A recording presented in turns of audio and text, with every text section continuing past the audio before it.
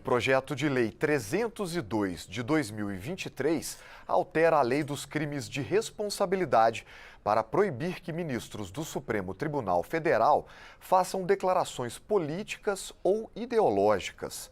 O deputado Capitão Alden, do PL da Bahia, é um dos autores da proposta. E para falar sobre ela, ele é o nosso convidado no programa Palavra Aberta. Deputado, seja muito bem-vindo ao programa. Eu acho que para a gente iniciar, eu gostaria que o senhor explicasse os motivos. Por que proibir um ministro do Supremo de fazer sustentações políticas ou ideológicas nas sentenças ou durante entrevistas, até mesmo fora do Supremo? Perfeito. Hoje a legislação que trata dessa matéria, ela já veda, ela já proíbe que ministros façam declarações político-partidárias ou político-ideológicas. A lei já prevê isso. Inclusive prevê que nos casos concretos, havendo materialidade, havendo fato consignado de que o ministro fez algum tipo de pronunciamento político-partidário ou ideológico, ele poderá ser inclusive impeachmentado e poderá estar impedido de ocupar outros cargos públicos por um período de até 8 anos. Então a lei já prevê isso.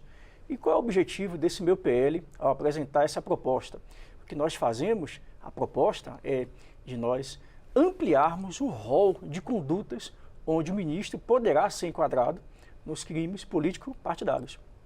Resumindo, entre miúdos, hoje a lei prevê que sim, caso o ministro pratique ou se posicione de forma política-partidária, ele poderá resultar no seu impeachment do seu cargo ou a proibição de ocupar cargos públicos por até 8 anos.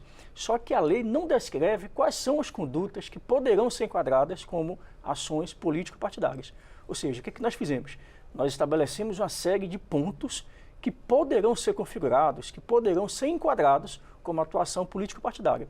A ausência de uma definição clara e objetiva do que é um posicionamento político-partidário faz com que muitos ministros se utilizem dessa obscuridade da lei para não ser enquadrado, para não ser... porque tudo que está no Código Penal, você precisa ter uma lei anterior que previna, que preveja, na verdade, a sua conduta. Ela tem que ser típica, ela tem que ser prevista, tem que ser amarrada, tem que ser clara e objetiva. Hoje a lei só fala isso, que uma vez praticando atuação política partidária, ele pode perder o cargo, mas ele não descreve as condutas. Então a ideia do projeto de lei é trazer um rol de condutas, um rol de ações que poderão ser, uma vez avaliado por um juiz ou por uma comissão, definir que ele praticou ato tipificado na lei penal que está hoje. Deputado, o projeto do senhor está no início, a tramitação está começando, mas eu acredito que à medida que o projeto avançar, ele vai ter uma polêmica e eu queria apresentar algumas questões para o senhor, Sim. Questões que eu acredito que vão ser levantadas durante os debates, para que o senhor possa comentar. O senhor acredita que existe alguma questão, alguma possibilidade, por exemplo, de cerceamento da liberdade de expressão ou da manifestação de pensamento por parte dos ministros? Não, eu acredito que em nenhum momento nós queremos censurar, proibir ou dificultar os ministros do seu posicionamento enquanto magistrado. Todo juiz, em qualquer lugar do mundo, deve ter liberdade para exercer a sua atividade como magistrado, mas, por outro lado, eu também tenho que preservar justamente a independência dos poderes.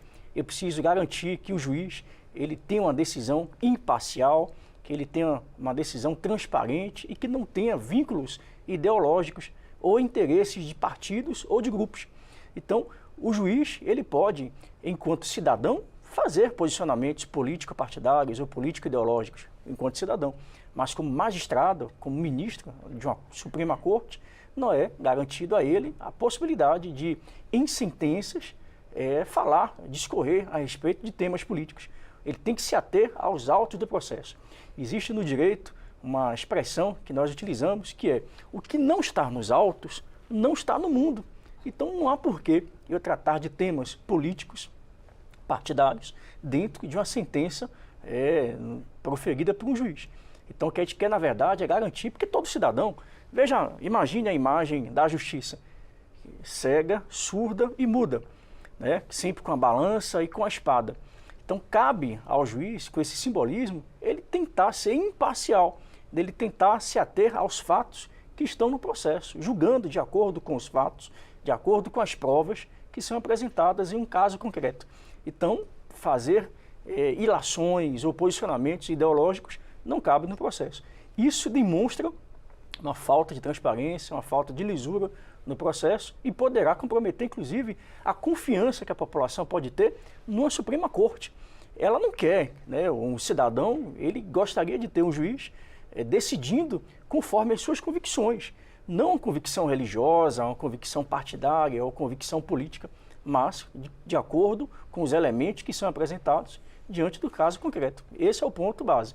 Ninguém quer ferir ou cercear o direito de liberdade de qualquer que seja o magistrado. Mas nós queremos estabelecer regras claras de quais são as condutas, quais são as ações que poderá o magistrado estar enquadrado num eventual crime de responsabilidade, porque a lei não prevê isso hoje. Percebo que o senhor está falando em tese, ou seja, seria uma coisa para valer para todos, esquecendo o que está acontecendo atualmente, né? Agora, tratando sobre o mundo real, o senhor percebe algum abuso? O senhor acredita que algum ministro do Supremo da atualidade esteja incorrendo em tais condutas? Vamos dizer assim, com a ampla divulgação das ações do Poder Judiciário nas várias instâncias, seja através da TV aberta ou canais fechados da TV Justiça, isso tem dado cada vez mais visibilidade à atuação de juízes, de magistrados, de uma forma geral.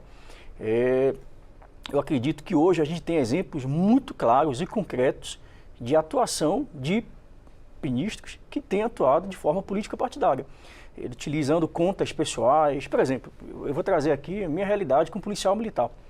É vedado aos militares, inclusive, tanto da União quanto das forças auxiliares, você, na condição de militar da ativa, utilizar suas redes sociais para tecer comentários contra um governador, contra um presidente, contra qualquer que seja o político. Mesmo um cidadão tendo a possibilidade de expressar a sua vontade, o seu voto, de cobrar de seus parlamentares determinados posicionamentos, isso é vedado, isso é proibido para os militares, em razão do cargo que eles ocupam. Então, é lógico que em razão do cargo que um ministro, um juiz ocupa, ele precisa estar afastado de quaisquer preconceitos, de quaisquer posicionamentos que possam, inclusive, comprometer a própria decisão judicial. Porque na medida em que o juiz ele utiliza as redes sociais ou quaisquer meios de comunicação para se pronunciar acerca de um tema, uma vez sendo feito isso, alguém lá na frente poderá questionar, inclusive, a imparcialidade de um juiz que já se posicionou numa rede social ou numa comunicação, no meio de comunicação qualquer, prejudicando, inclusive, a análise do mérito daquela questão que está sendo avaliada. Então, basicamente, a ideia é garantir que a justiça ela seja vista como um elemento de definição de culpabilidade, de quem está certo, de quem está errado. E na medida que eu me antecipo, que eu me posiciono sobre qualquer tema, sobre qualquer vertente, isso pode colocar em xeque o juízo, pode colocar em xeque o mérito da questão. Então, a gente quer, na verdade, manter que as instituições continuem ilibadas, continuem sem atuação político-religiosa, partidária, porque isso pode comprometer a própria decisão judicial. O senhor já iniciou negociações com os pares? Eu sei que o senhor é do PL, um partido de oposição. O projeto está assinado por outros deputados, Sargento Farrur. Vários outros parlamentares, e não só do PL, já se comprometeram a assinar esse PL. Alguns de outros partidos também já assinaram, inclusive em razão de você ter uma grande preocupação nos tempos atuais de atuação de alguns ministros que têm se mostrado plenamente favorável a aplicar pesos e medidas diferentes para ações similares. Então, para um lado, sendo um parlamentar, por exemplo, da esquerda, ele tem adotado para o mesmo fato uma conduta diferente. A gente percebe algumas ações completamente diferentes e equivocadas. Existe um excesso de interpretação da lei. Eu acho que a própria legislação ela define os seus limites de atuação. Então, na medida em que a gente faz esse procedimento abrindo espaço para outras interpretações, isso coloca em risco a própria transparência e lisura do processo judicial. Deputado, quero agradecer a sua participação e eu acho que esse projeto não pode ser diferente. À medida que ele avançar na tramitação, eu acredito que nós vamos ter que gravar outro programa quando o projeto já estiver mais à frente, tendo virado lei ou tendo sido rejeitado. Eu sei que essa pauta é importante para alguns setores, então já deixo estendido o convite para, caso seja do interesse do senhor, o senhor retorne para que a gente possa prosseguir com essa discussão. Muito obrigado por participar do programa. Eu que agradeço a oportunidade. E se você quiser compartilhar esta entrevista, basta acessar a página da Câmara dos Deputados na internet ou procurar pelo nosso canal no YouTube. Muito obrigado pela sua audiência e até a próxima.